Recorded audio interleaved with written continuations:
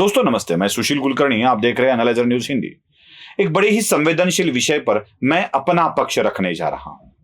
इसका शीर्षक मैंने इसलिए ऐसा दिया है, गांधी से प्यार या भिड़े से नफरत है क्या।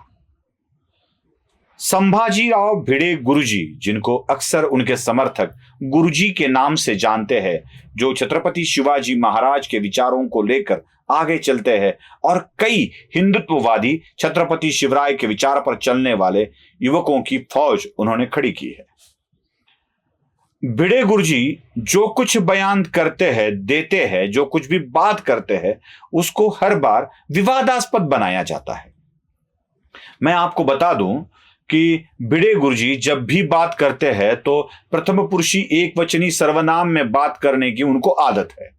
मतलब अगर हम एक दूसरे से बात कर रहे हैं या उन्होंने किसी और से बात की है तो वही वाली बात वो तीसरा व्यक्ति कह रहा है, ऐसा मानकर वो सबके सामने रखते हैं।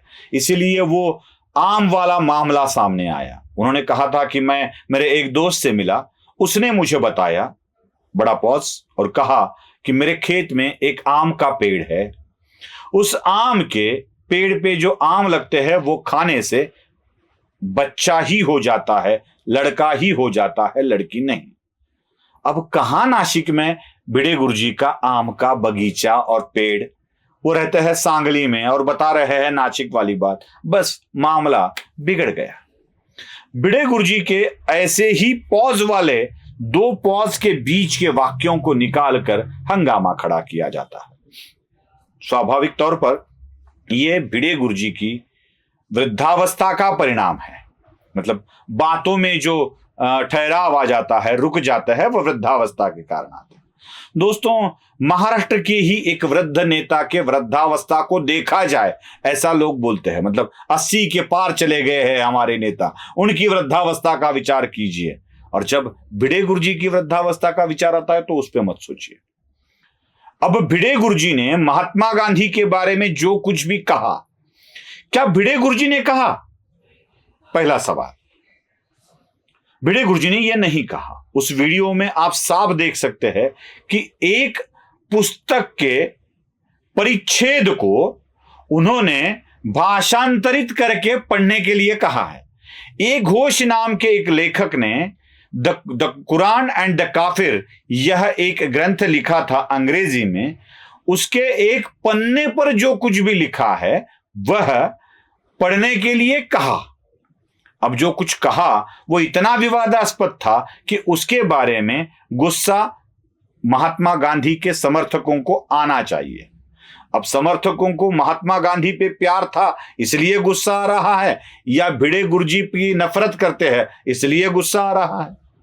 क्योंकि ये ऐसी बातें सिर्फ भिड़े गुरुजी ने कही है, ऐसा नहीं है।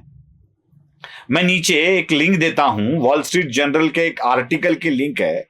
जरा उस लिंक पर क्लिक करके उसमें क्या क्या लिखा है आप देख लीजिए। क्या क्या लिखा है उसको गांधी के बारे में।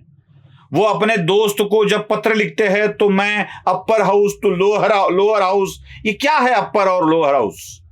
ये क्या है कि तू किसी स्त्री के साथ संबंध नहीं रखेगा? क्या है ये? जरा देखने लायक बात है। इस पे गांधी उसको कैसा मार्गदर्शन करते हैं, क्या कहते हैं उसके बारे में। ये करते थे या नहीं करते थे, इसके ऊपर मुझे कोई एतराज नहीं है, मैं सवाल नहीं उठा रहा हूं। लेकिन वॉल स्ट्रीट जर्नल अगर किसी एक का संदर्भ देकर यह प्रकाशित करता है तो तब गांधी के पुजारी, गांधी के प्रेमी वॉल स्ट्रीट जर्नल पर गुनाह दाखिल करने की या क्राइम रजिस्टर्ड करने की बात क्यों नहीं करते थे? तब उसी वक्त वॉल स्ट्रीट जर्नल की निंदा क्यों नहीं की गई? क्योंकि वॉल स्ट्रीट जर्नल उनकी नफरतों वाली लिस्ट में नहीं था। भले ही गांधी प्यार वाली लिस्ट में थे, लेकिन वॉल स्ट्रीट जर्नल उनकी नफरतों वाली लिस्ट में नहीं थे। अब मैं आपको एक वीडियो दिखा रहा हूं, जिस वीडियो में, यह वीडियो सारे सोशल प्लेटफॉर्म पर है।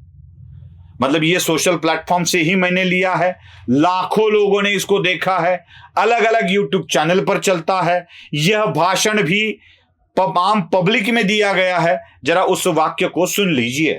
मैं महात्मा नहीं मानता, गांधी को मैं बदमाश मानता हूं। और मैं यकीन के साथ ये कहता हूं, दावे के साथ ये कहता हूं कि इस देश में हम लोग बहुसंख्य लोग हैं और हमें एक दिन जरूर इस देश में अवसर मिलेगा तो गांधी की जहां समाधि है ना, वहां मैं जेसीबी भेजूंगा और वो जमुना के किनारे पर है, तो उन लोगों को बोल देंगे यहां जो हड्डियां पसलियां जो भी है निकालो, वो जो जमुना है फेंक दो उसमें। ऐसी अपवित्र हड्डियां इधर हम लोग संभालने के लिए इस पवित्र धरती का उपयोग करने वाले नहीं है। साथियों, सुना आपने, ये वामन मेश्राम महात्मा गांधी की कब्र को खोद कर उसको तहस नहस कर देना चाहते हैं और क्या क्या बोलते हैं गांधी के बारे में। उस वक्त तो किसी ने वामन मेश्राम के ऊपर गुनाह दाखिल करने की मांग नहीं की थी। क्यों? उनको गांधी से प्यार था, लेकिन वामन मेश्राम उनके नफरतों के लिस्ट में नहीं थे, बिल्कुल नहीं थे। ना वॉल स्ट्रीट जर्नल था, ना वामन मेश्राम थे। एक बात मैं कह दूं, एक घोष चाहे कुछ भी लिख दे, लिखा हुआ भिड़े गुरुजी का शिष्य पढ़ दे, वामन मेश्राम चाहे कुछ भी बोल दे या वॉल स्ट्रीट जर्नल को छाप ले, महात्मा गांधी के महात्मा होने को कोई रोक नहीं सकता। जो लोग मोहनदास करमचंद गांधी इस व्यक्तित्व को महात्मा मानते हैं वो महात्मा ही समझते हैं, और जो व्यक्ति इन्हें महात्मा नहीं मानते वो इन्हें मानेंगे ही नहीं। ये बात साफ है। मैं आपको महात्मा इस विषय पर ही डॉक्टर बाबा साहब अंबेडकर की क्या राय थी यह भी दिखाना चाहता हूं। ये मराठी में है, आपको दिख जाएगा। मैं इसको थोड़ी में आपको समझाता हूं, इन शॉर्ट समझाता हूं। चित्रा, इस दिवाली इशू में जो डॉक्टर बाबा साहब अंबेडकर ने 1938 में लिखा था महात्मा गांधी के बारे में, वही फिर राज्य सरकार ने अपनी एक किताब में छाप रखा है। वही बात मैं आपको बता रहा हूं।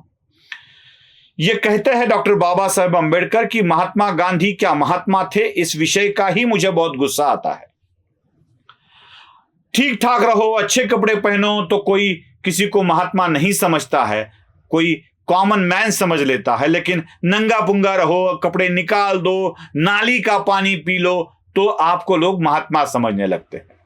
भारत में इसीलिए गांधी महात्मा बन गए। अगर यही महात्मा किसी अन्य देश में होता तो इसके महात्मा होने की धज्जियां उड़ाई जाती।